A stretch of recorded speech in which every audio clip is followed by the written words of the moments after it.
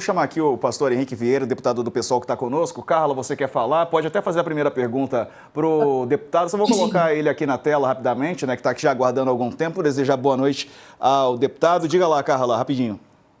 Não, rapidinho, só para complementar essa do Saca do Moraes, que o Moraes ele pegou esse processo, o comando desse processo foi a ele, atribuído a ele de forma excepcional por conta da aposentadoria do Barroso, e a expectativa é que passe essas decisões, esse processo, para o próximo ministro que o Lula vai indicar, né? Então, por enquanto, está nas mãos do Moraes de forma excepcional, mas quando o Lula indicar essa DPF das favelas, toda essa questão vai passar para o novo ministro. Só um detalhe. Não, foi ótimo. Obrigado, Carla. Pode fazer a primeira pergunta pro deputado.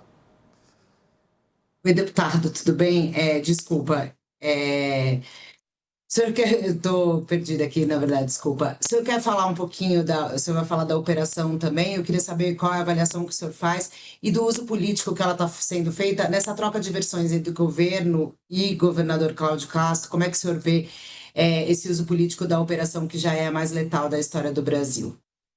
Bem, boa noite a vocês. Um prazer estar aqui para falar com vocês mesmo, com meu coração muito triste.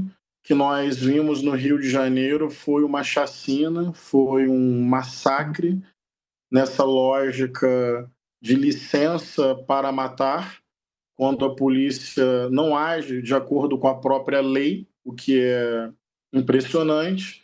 E nós sabemos que isso significa enxugar gelo, derramar sangue, não desmantela, de fato, o crime organizado a médio e longo prazo, desespera famílias, mata pessoas, causa pânico na cidade.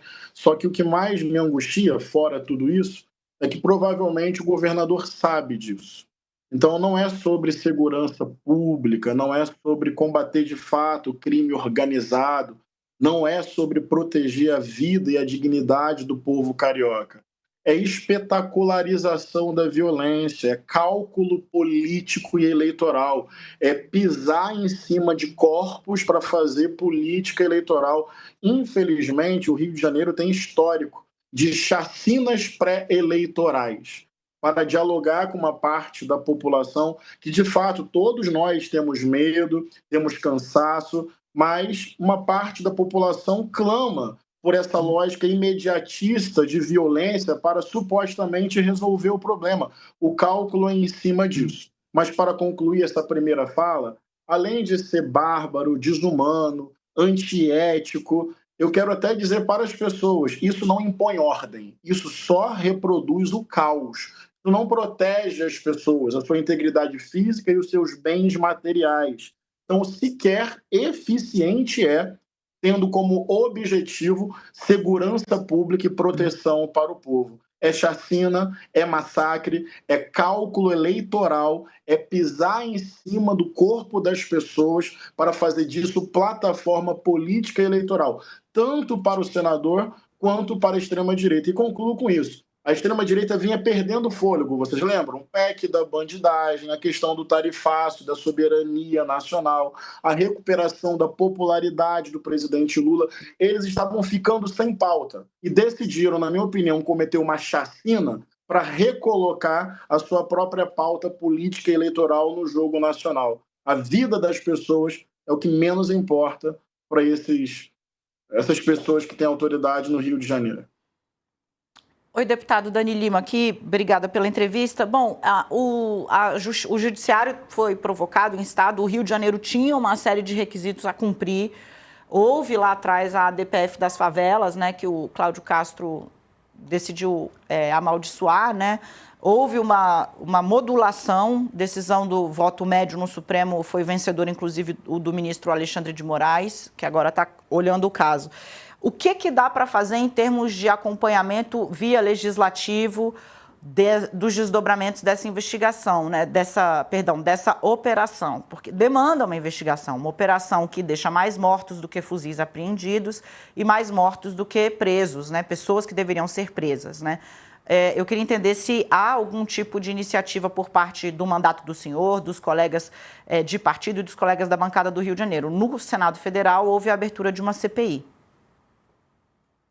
Certo. Bem, só para localizar, eu estou como líder de governo já há 3 anos na Comissão de Segurança Pública, é uma pauta muito importante para a minha vida, como morador do Rio, como homem negro nascido na periferia, como militante do movimento negro e dos direitos humanos e como deputado federal. Olha, nós já solicitamos a abertura de uma comissão externa do Poder Legislativo, já falamos com o Hugo Mota e ele se comprometeu em abrir essa comissão externa que tem previsão regimental. Quando tem um fato grave em algum lugar do Brasil que merece acompanhamento imediato, existe essa previsão de uma comissão externa. Não tem caráter e competência de uma CPI, mas tem essa institucionalidade da Câmara Federal acompanhando uma situação de urgência e gravidade que é este caso. Ontem mesmo nós acionamos o STF, viu? Porque nós entendemos que diretrizes da ADPF estavam sendo desrespeitadas e que isso precisava ser acompanhado pelo Judiciário. Também representamos o Ministério Público, que, por previsão constitucional, deve fazer o controle externo da atividade policial. Então, criação da comissão externa, acionamos o STF, representamos a Procuradoria-Geral da República, é o que, em termos legislativos, nós já estamos fazendo, e amanhã de manhã estamos indo para o Rio de Janeiro como uma comitiva e vamos passar o dia inteiro acompanhando advogados, a parte de assistência jurídica e psicossocial às famílias, vamos também ao IML e à noite haverá uma reunião com movimentos sociais, entidades de direitos humanos, com a Comissão de Direitos Humanos da Alerj, com a Comissão de Direitos Humanos da Câmara Federal, às 18 horas. Vai ser o dia inteiro que uma comitiva de deputados vai passar no Rio de Janeiro, acompanhando de perto essa situação muito angustiante. Eu queria também, rapidamente, falar, se vocês me permitirem, sobre a irracionalidade do que está acontecendo e como não tem a ver com segurança pública. Nossa assessoria, pessoal, fez um levantamento. Em 1 minuto, eu vou compartilhar com vocês um dado chocante. De acordo com as informações da própria Polícia Civil, do número de fuzis apreendidos, nós fizemos um cálculo. Isso significa, considerando os fuzis apreendidos, algo em torno de 1,5 milhões que essa operação impõe de perda ao Comando Vermelho. Comparando com dados e estudos do Instituto de Segurança Pública, isso significa impor ao Comando Vermelho uma perda de 10% do seu faturamento mensal. 10% do seu faturamento mensal. Ou seja, em 1 semana o Comando Vermelho já se reorganizou em termos de mão de obra para criminalidade, fluxo de armas e faturamento. Para efeito de comparação, a Operação Carbono Oculto, que não matou ninguém, que não deu um tiro, impôs uma perda de 9 bilhões de reais ao PCC. Eu acho muito importante ainda trabalhar com dados, com fontes, com racionalidade, por mais que esse tema mexa com o coração das pessoas, as pessoas que estão cansadas do assalto, do roubo, do furto, do latrocínio, todos nós estamos. Mas não há racionalidade. Então, se você compara um genocídio, uma chacina, com uma operação bem construída, você vai ver quem mais impôs perdas econômicas e logísticas ao crime organizado. O Rio não vai mudar por causa disso, é só mais gente sofrendo e gente poderosa espetacularizando em cima disso. Deputado, boa tarde, obrigado aqui pela presença, né? Bem, o comentário rápido é que bloquear a lavagem de dinheiro, né, não gera imagem para voto. Agora, subir em cima de cadáver gera, né? Infelizmente. Mas, o secretário da Polícia Militar do Rio de Janeiro, Menezes, ele tinha feito um comentário que eu achei bastante preocupante, mais um, na verdade, não dele, mas mais um das forças policiais, apontando que talvez as câmeras dos uniformes, das fardas, não tenham gravado tudo da operação, né? Seria uma surpresa, mas eu queria saber o que a comissão que vai ao Rio de Janeiro, a comissão parlamentar, pode fazer com relação à cobrança das imagens das câmeras, das fardas dos policiais, que podem, inclusive, atestar, como já já foram usadas em outras operações em outros lugares do Brasil para mostrar como houve excesso e os responsáveis. Exato, Sakamoto. Nós temos várias funções, desde articular assessoria jurídica e psicossocial às famílias e às pessoas que estão em pânico no Complexo da Penha e do Alemão. Também nós queremos cobrar o governo do Estado, estamos pedindo também a participação do governo federal para que haja uma perícia independente, não mais sobre o local, porque isso já não foi possível, mas ao menos sobre os corpos, porque o relato de moradores e por pessoas que estão próximas ao IML tem traços evidentes de execução, o que inclusive desmonta a tese de que tudo tem a ver com confronto, vale a pena dizer isso. Então são várias frentes de atuação, uma delas, para que a gente possa chegar à verdade destes fatos e desta história, é sobre a gravação das câmeras nos uniformes policiais. Nós vamos exigir a filmagem, o arquivo, a gravação completa. E se isso não tiver efetivamente completo, é mais um indício de que essa operação agiu na base da completa ilegalidade. E sobre a comparação que eu fiz do que aconteceu no Rio de Janeiro, chacina, e da Operação Carbono Oculto, é verdade, eu acabei focando na questão da lavagem de dinheiro, que não pode ser minimizada, porque, veja, quando você prende e mata indivíduos, mas não muda a lógica de rentabilidade e lucratividade, o crime organizado simplesmente se recompõe com facilidade. Até dá para dizer que dentro do sistema carcerário, por meio do hiperencarceramento, o Estado ajudou as organizações criminosas no seu processo de crescimento.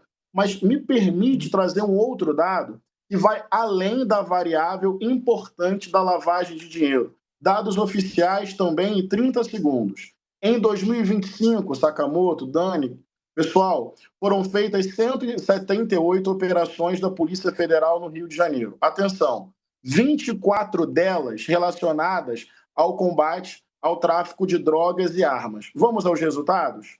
210 prisões, apreensão de 10 toneladas de drogas, de 190 armas, destas armas, 17 fuzis, e com a apreensão de 600 peças e acessórios de armas de fogo.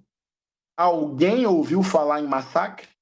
Alguém ouviu falar em genocídio? Alguém ouviu falar em chacina? Agora eu não falei de lavagem de dinheiro, eu falei de apreensão de fuzil, apreensão de droga, apreensão de acessórios de armas de fogo e prisões.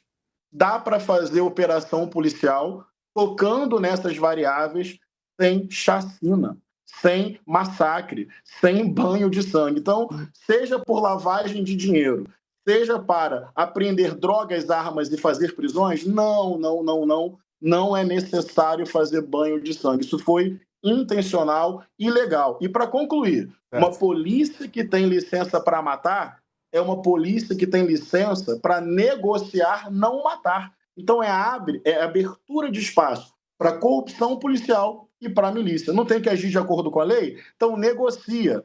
Defender as pessoas do seu próprio poder de matar. É isso que está sendo feito no Rio de Janeiro há décadas. Deputado, quero agradecer a participação aqui do senhor. Deputado Pastor Henrique Vieira, obrigado pela participação. Uma boa noite para o senhor.